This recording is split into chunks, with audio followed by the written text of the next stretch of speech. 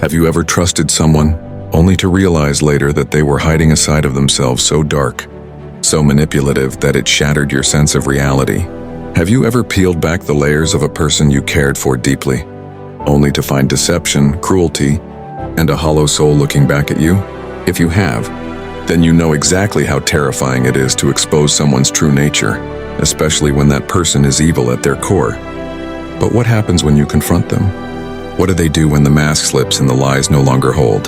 Today, I want to walk you through 6 chilling things evil people do when they're finally exposed. And trust me, it's not what you expect.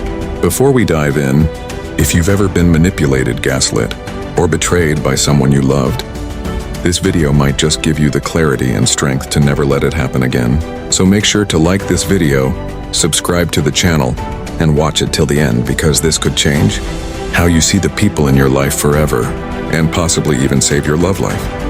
Let's begin with a story. Number 1, they play the victim. Let me ask you something. Have you ever called someone out for hurting you, only for them to turn around and act like you were the one who did something wrong? Like you became the villain in a story where you were the one bleeding? Yeah, that's not just gaslighting. That's calculated. That's what evil people do when they're finally exposed. They play the victim, and not just a little. They go all in. They weaponize sympathy like it's a sword and a shield, because deep down, they know the game has changed. They've been unmasked. The power is slipping. So what do? They flip the script. They cry, they break down. They suddenly become this misunderstood soul who only wanted to love you but was pushed away, mistreated, not appreciated. And the worst part? Some people actually believe them. Let me tell you a story. There was a woman named Kara, strong, ambitious, kind-hearted to a fault. She met a man, let's call him Brandon.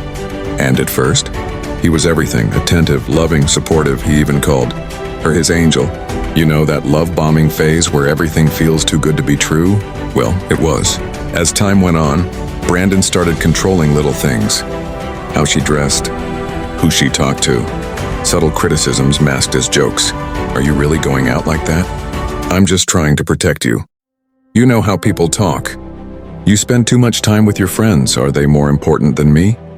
And slowly, Kara began to shrink. Her confidence, her voice, her boundaries, all eroded bit by bit. Eventually, she caught him cheating. Not once, but multiple times. And when she confronted him with evidence, screenshots, texts, do you know what he did? He cried. Not tears of guilt, not tears of shame, tears of manipulation. He started shaking, sobbing, saying he never felt loved, that Kara had pushed him away, that he was emotionally neglected. He told their friends she was cold, controlling, that she drove him to make mistakes. And guess what? Some of those friends believed him. They comforted him. They turned on her. They said she was too harsh, too reactive, too emotional, and Kara was left alone, not only betrayed but vilified for standing up for herself. If you've ever been in Kara's shoes, you know how deeply that cuts. It's not just the betrayal of the person you loved, it's the betrayal of the people who should have had your back. This is the dark art of playing the victim. And evil people, they're master artists. See, when a good person is confronted, they feel shame. They may get defensive, sure, but eventually they sit with it. They reflect. They might even apologize. That's because their conscience is still intact. But when an evil person is exposed, their first thought isn't, how did I hurt this person? It's, how do I flip this before it ruins me? And that should tell you everything you need to know. Let's be clear. This isn't about someone who's hurt and just trying to explain their side. This is about someone who knows they've done real damage, and instead of owning it, they pretend they're the ones who are bleeding. They'll cry louder than the person they cut. They'll collapse harder than the person they abused. They'll scream victimhood until no one remembers what they did in the first place. And it works. Far too often it works. Because we live in a world where pain is persuasive. We're conditioned to comfort the one who's crying, not to question why they're crying. But here's the life advice I want you to take from this. Tears are not always truth. Crying doesn't mean innocence. Sometimes crying is camouflage. Sometimes the loudest sobs come from the guiltiest mouths. Now I know what you might be thinking. How do I protect myself from this? How do I stay sane when the world believes their performance? The answer isn't easy, but it's powerful. You hold your truth. You don't let their tears rewrite your story. You document everything. You speak up calmly, clearly, and with boundaries. You let time and consistency reveal the truth. Because while manipulation might win the moment, truth always wins the long game. And let me tell you something else. When you stand your ground, even when the world is looking at you sideways, you build a version of yourself that's unshakable. Yes, it hurts. Yes, it's unfair. But your peace is worth fighting for. So the next time someone flips the script, turns on the waterworks, and tries to make you the villain in your own story, remember this: you're not crazy, you're not cruel, you're not overreacting. You're simply someone who saw behind the mask and had the courage to say, "I see you." And that's power, the kind of power that evil people fear most. So hold on to it. Don't let sympathy for the snake stop you from healing the bite. You're allowed to grieve what they did, but don't you dare carry their shame. That's not yours to hold. Number 2, they spread lies before you can speak. Let me ask you something real. Have you ever been blindsided by a rumor about yourself? Something so twisted, so far from the truth that it made you question your own reality? Something you hadn't even told anyone yet. And somehow, they already had a version of the story. One where you were the villain? If that's ever happened to you, then you already know one of the most insidious things evil people do when they're exposed. They lie loudly and first. See, when an evil person senses that the truth is about to surface, they don't sit quietly and wait for consequences. No, they go on the offense. They start whisper campaigns. They text mutual friends. They send DMs, make phone calls, post vague stories. They drop seeds of doubt into every conversation they can. They craft their narrative before you even get the chance to speak. And the most painful part? They use your vulnerabilities against you. Let me tell you about a guy named Jordan. He dated a woman named Lisa for 3 years. It started beautifully, deep conversations, spontaneous adventures, promises of forever. She made him feel like the luckiest man alive. But beneath the surface, Lisa had a pattern: emotional cheating, financial manipulation, and a habit of rewriting reality anytime she was confronted. When Jordan finally started putting the pieces together, he confronted her. He said he couldn't stay silent anymore, that he was done being used, that people deserved to know what she was doing behind the scenes. That night, Lisa went to work. By the next morning, she had already told their mutual circle that Jordan had anger issues, that he'd been controlling, that he was jealous of her independence. She even pulled out screenshots of arguments, carefully cropped to show only his frustration, never her provocation. Jordan hadn't even opened his mouth yet, and he was already labeled the time Crazy Ex. That's the thing about evil people. They don't just defend themselves when the truth comes out. They go into attack mode. They get ahead of your story and smear your name before you've had the chance to tell your truth. Why? Because they know something powerful. In today's world, the first version of the story people hear is often the one they believe, and they use that to their advantage. See, evil people understand social psychology.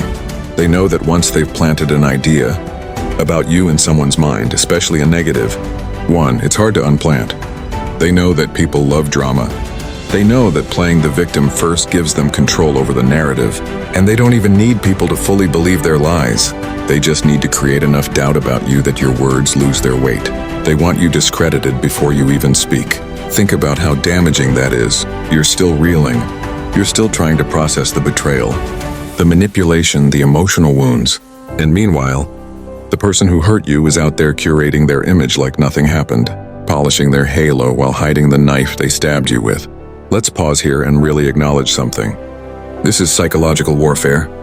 This isn't someone who made a mistake and is trying to fix it. This is someone who is so afraid of accountability, so terrified of the truth coming out, that they'll burn your reputation to the ground to save their own image. And if you've been on the receiving end of that, I see you. It's heartbreaking. It's maddening. But most of all, it's isolating. You feel like screaming, "That's not what happened." But by then, people have already picked sides. The room is already divided. And suddenly, you're fighting not just for truth, but for the right to even tell your truth. So what do? How do you survive this kind of betrayal? Let me give you some life-saving advice. Stay calm, stay strategic. Stay silent at first.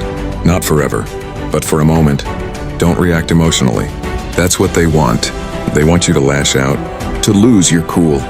Because then they can point and say, "See? I told you they were unstable. Instead, document everything. Keep your receipts. Write down dates, texts, emails, voice notes, whatever you got. Truth doesn't need drama to win. It needs proof. And when the time comes, you'll speak.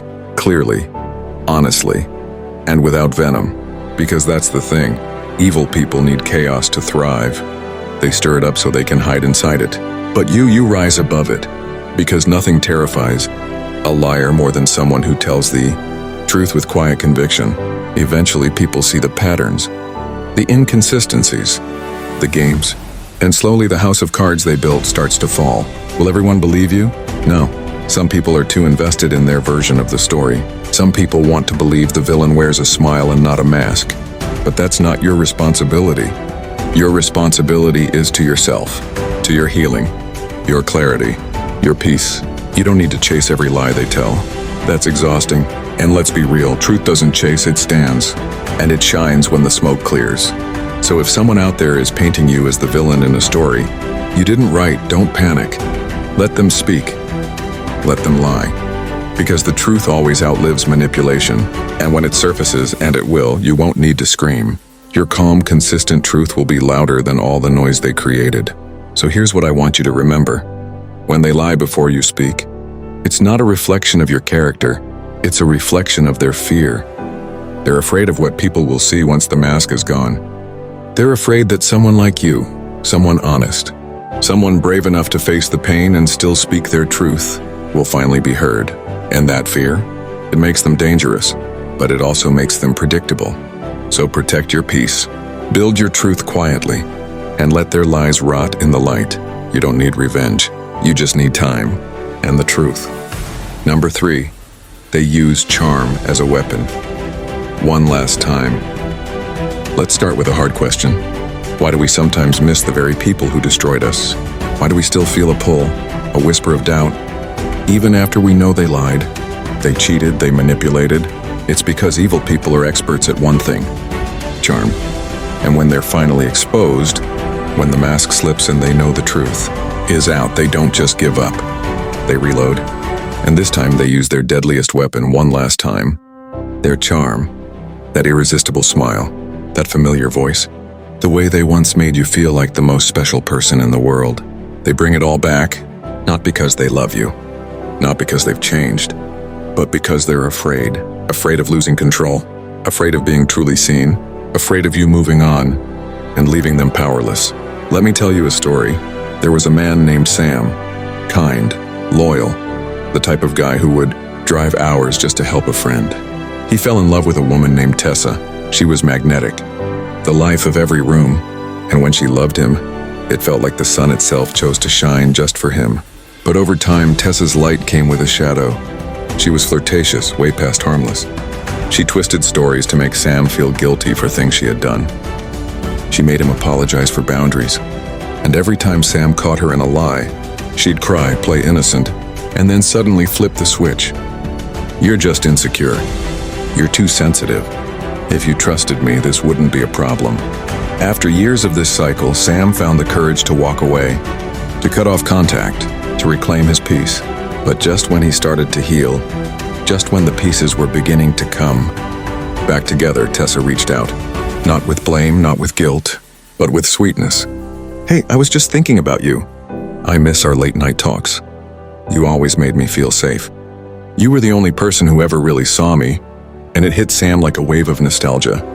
He remembered the warmth, the laughter, the butterflies. And for a moment, just a moment, he wondered if maybe he'd been too harsh. Maybe she really did care. Maybe she had changed. But here's the truth, she hadn't. That charm, it wasn't love. It was manipulation dressed in romance. A last-ditch effort to reel him back in before the damage to her image became irreversible. And that's what evil people do. They know who you were at your most vulnerable. They remember what made you smile. They study the version of themselves you fell in love with. And when they feel the walls closing in, when the lies start unraveling, they bring that version out again, polished and ready, like an actor stepping back into character. Only this time, it's not for love. It's for control. Because the moment you call out their lies, you become dangerous. Not because you're vengeful, but because you finally see them clearly. And someone who sees the truth is someone they can't manipulate anymore. So they try to win you back with just enough sweetness to make you hesitate. They want you confused, unsure, nostalgic, because hesitation is their doorway back into your life. Let's pause for a second here. Have you ever had a moment like that? Where someone who hurt you suddenly turned soft again, and your heart wavered? It's okay if you did. You're not weak. You're human. You wanted to believe in the good. You hoped they meant it this time. You loved them, and that kind of hope doesn't die easy. But here's what I want you to remember. Charm is not character. Being able to say sweet things, show up with flowers, write poetic texts, cry on cue, that doesn't mean they've changed. It means they know what works on you. It's performance. It's bait. And if you fall for it again, the cycle doesn't restart, it worsens. Because now, they know even exposure won't stop you from giving them another chance. So what can you do? You remind yourself of who they really are, not who they pretended to be when the stakes were high. You sit with the pain, yes, but you sit with the facts too. You remember that people don't change because they got caught. They change when they're willing to face themselves in the mirror, when they take accountability, seek help, do the work, even when no one is watching. And if someone only brings the changed version out after they've been exposed, that's not growth. That's survival. Their survival, not your healing. So if you're standing at that edge, tempted to go back because they suddenly sound so sincere, pause. Take a breath and ask yourself, are they coming back because they love me or because they fear losing control over me? That question will save you from so much heartbreak. Because real love doesn't need to manipulate. Real change doesn't beg to be believed. It simply shows up, consistently, humbly, and without charm as armor. So the next time they reach out with soft words and a smile you used to fall for, remember this: you're not the same person they fooled the first time. You've grown. You've seen behind the mask. You've bled, healed, and started rising, and no amount of charm can unsee the truth once you've seen it. Walk away, not because you hate them, but because you love yourself enough not to fall twice for the same act. Let them perform for someone else. You've got a life to rebuild, a life without lies, without manipulation, without charm used as chains. And that life, that peace, it's worth protecting every single time. Number 4, they threaten you, directly or indirectly. Let me ask you something raw. Have you ever looked at someone you once trusted? Someone you loved and suddenly seen a stranger staring back at you? Not because they changed overnight, but because they finally stopped pretending.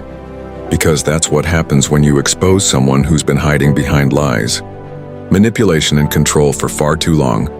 They reveal their true self, and sometimes that self is terrifying. See, when evil people realize their charm didn't work, their lies didn't land, and their mask is slipping, they move to the next stage. Threats. They may not say it out loud at first. Some threats are subtle, hidden in sarcasm, cloaked in guilt, wrapped in silence. Others, oh, they're loud, ugly, violent even. Either way, the message is clear. If you hurt my image, I'll hurt your peace. Let me tell you a story that might feel too familiar. Her name was Olivia. Strong, empathetic, the kind of woman who gave second, third, and fourth chances because she believed in redemption. She was with a man named Ryan, charming, ambitious, always saying the right things, but behind closed doors, he was controlling, cold, possessive. He monitored who she talked to, criticized what she wore, and gaslit her until she questioned her own memory.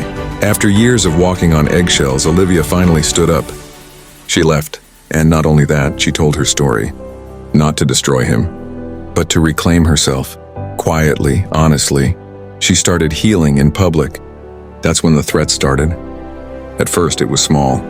Be careful who you talk to. Don't make me expose you too. If you think I'm bad now, wait until you see what I can do. Then it escalated. Emails from fake accounts, messages to her friends, even veiled posts online meant to make her feel unsafe. Ryan didn't just want her gone. He wanted her silent. He wanted her scared. And that's the twisted truth about evil people when they're exposed. They don't want reconciliation. They want domination. They want you quiet, ashamed, doubting yourself. They want to punish you for holding them accountable, for removing their power. Why? Because to someone manipulative, the worst kind of pain isn't being left. It's being unmasked. Because once people see the truth, their control fades. So they try to scare you back into submission, sometimes with threats to your reputation. I'll tell everyone what you did. Sometimes with threats to your relationships. If you leave me, you'll never see your friends again. They're all on my side. Sometimes it's emotional blackmail. I'll hurt myself if you leave. It'll be your fault. And in the darkest cases, they threaten your safety. If I can't have you, no one will. Let's be very real here. This is abuse. Not love, not heartbreak, not someone just being emotional. It's abuse. And if you've ever faced this kind of reaction after standing up for yourself, I want to say this loud and clear. You are not crazy. You are not dramatic. You are not wrong. You are brave. You did something most people never do. You looked evil in the eye and said, "No more." That takes more courage than most will ever understand. But it also comes with danger. Because evil people can't handle being powerless. So they grab for whatever they can to feel in control again. And threats? They're the lowest, most desperate tool in their box. So what do you do when they try to intimidate you? Here's what I want you to hear, like it's your lifeline. You do not face them alone. You don't try to handle it in silence. You document everything. You tell someone. You get support. You involve the authorities if you feel even slightly unsafe, and you do it without guilt. Because protecting yourself isn't petty. It isn't overreacting. It's necessary. Evil people are counting on your silence, your fear, your shame. They want you isolated. They hope you'll panic and fold. Don't give them that power. Let me also say this, not every threat is loud or violent. Some of the most dangerous ones are whispered behind your back, carried through gossip, hidden in manipulation. Like, if you ever tell anyone what happened, no one will believe you. That kind of emotional threat, it can keep people silent for years, but not you. Because today you see it for what it is, a tactic, a last-ditch attempt to regain power through fear, and you're done playing small so someone else can feel big. You're done shrinking your truth to protect someone else's image. You're done letting someone's threats control your peace. Let me give you one final truth. Threats don't come from power. They come from panic. They come from people who know their lies are catching up. People who can't survive in the light. So they try to drag you back into their shadow. But you're not going back there. You're moving forward. Even if it's slow. Even if it's scary. Even if your voice trembles as you speak, you're speaking anyway. And that's real power. So if someone is trying to control you through threats, whether they're subtle or loud, emotional or physical, don't stay silent. Reach out, get help, take action, because you deserve to feel safe, to live free, to heal without fear hanging over your head. You don't owe silence to someone who tried to control you through intimidation. You owe yourself freedom, so take it. And if they threaten you for walking away, let them. That just means you were right to leave in the first place. Number 5, they play the victim, flipping the story around. Let me ask you something personal. Have you ever stood up for yourself, only to be painted as the villain? You finally told the truth. You finally said, enough. You finally exposed what was really happening behind the scenes. And instead of people seeing your pain, they saw their tears. Suddenly you were the abuser. You were the toxic one. You were the crazy ex, the jealous friend, the bitter sibling.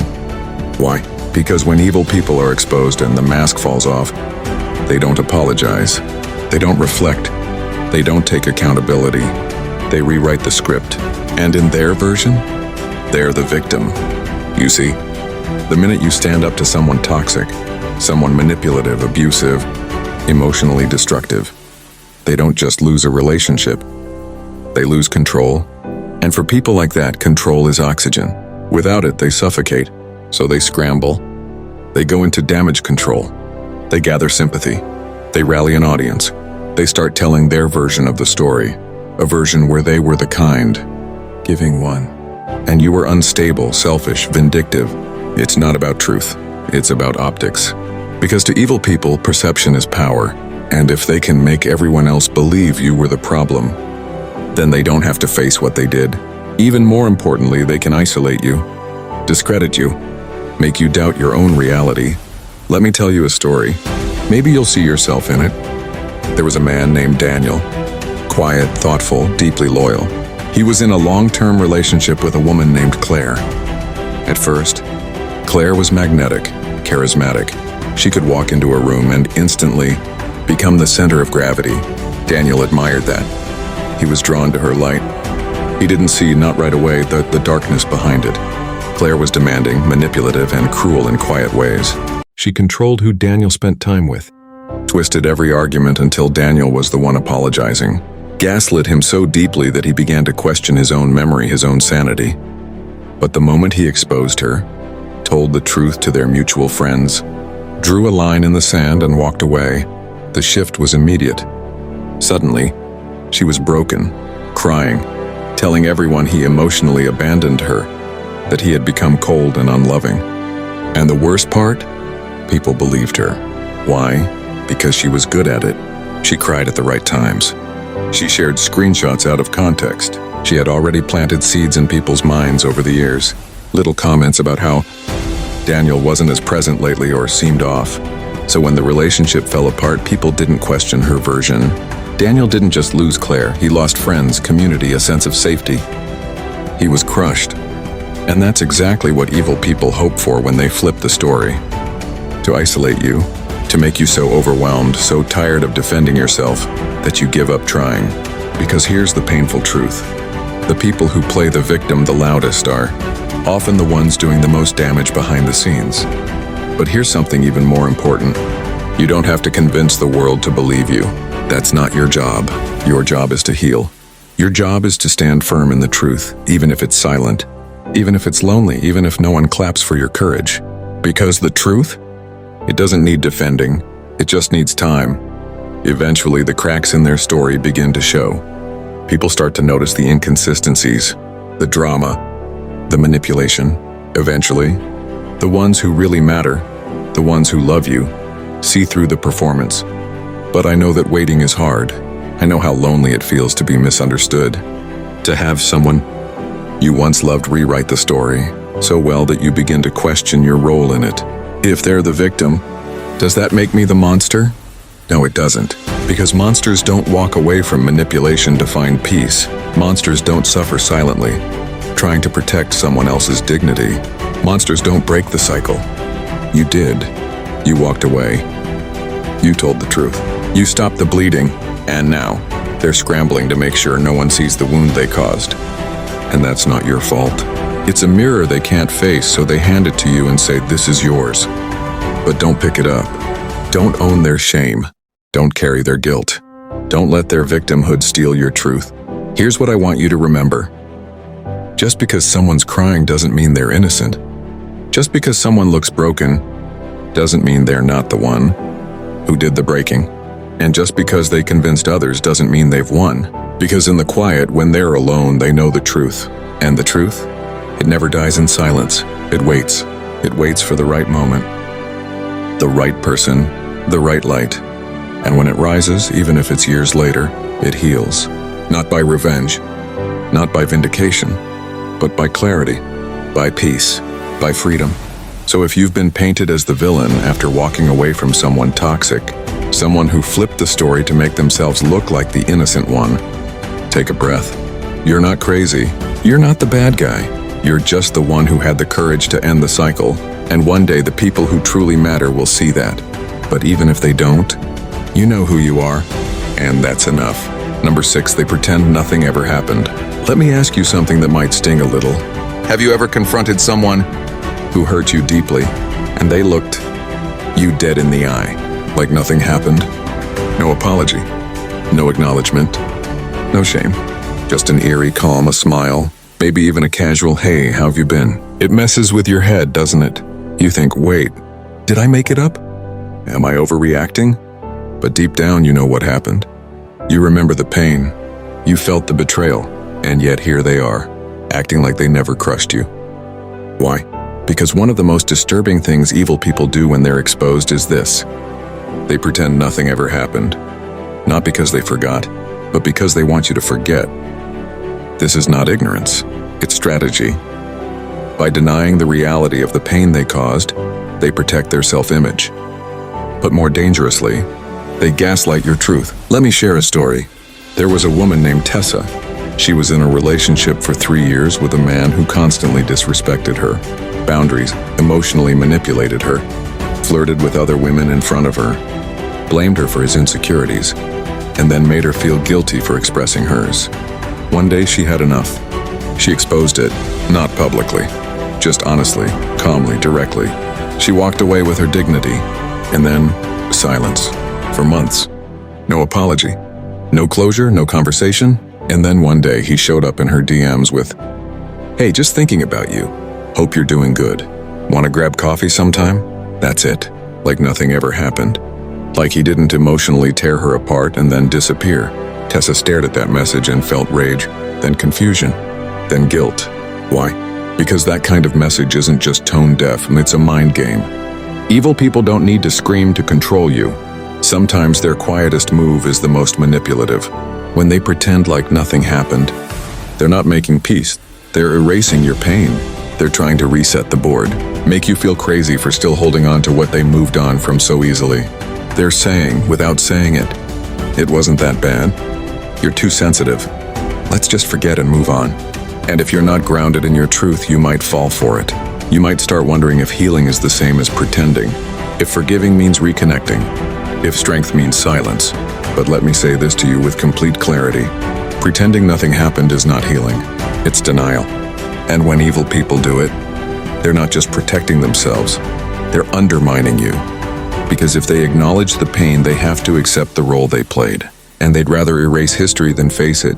This is especially common in narcissists, people who are masters at avoiding accountability. Their memory is incredibly selective. They remember every tiny thing you did wrong. But when it comes to their behavior, convenient amnesia. And if you bring it up, if you say, "No, we can't just pretend," they'll either play dumb or turn it back on you. "Oh wow, I was just trying to be nice." You're really still holding on to that?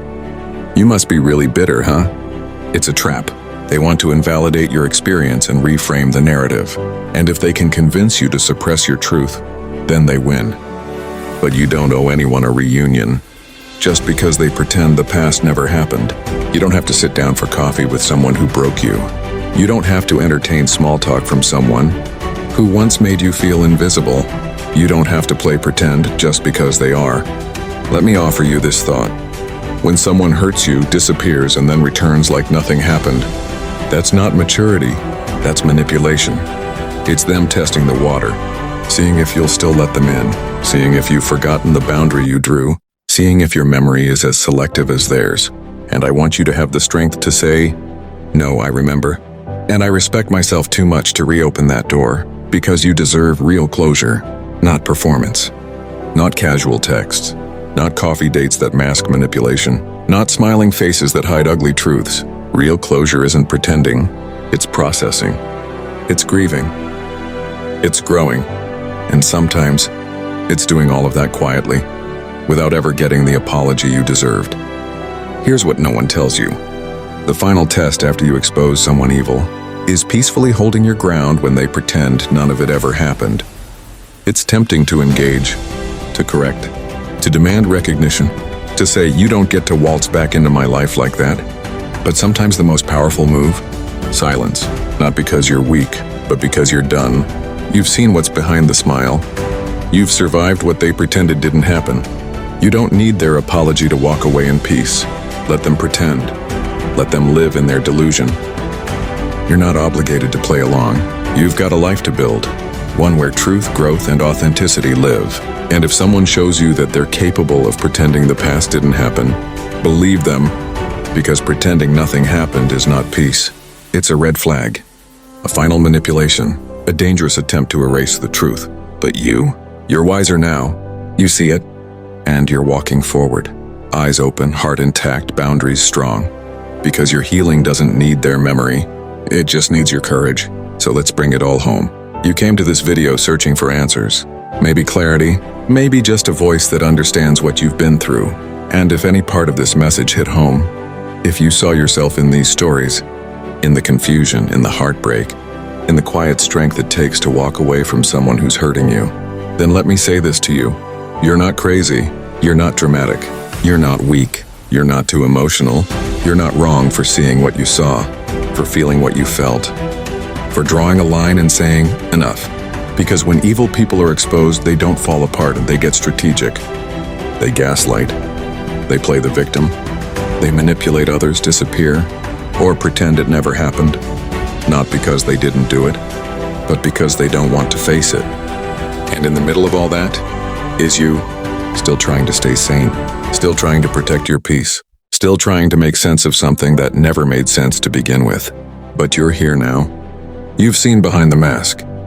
And no matter how much they try to twist it, you can't unsee the truth. That's your power, your clarity, your turning point. So whether you're in the middle of this storm or finally catching your breath after walking away, just know this. Healing is messy. You'll have days when you miss them, days when you doubt yourself, days when you wonder if the pain was even real. But keep going, because every time you choose your peace over their chaos, every time you keep your boundary in place, every time you say no more even when it hurts, you win, not by revenge, but by release. This video wasn't just about exposing them. It was about reminding you of your strength. You saw the truth. You spoke it. You stood your ground. And that's not weakness. That's power.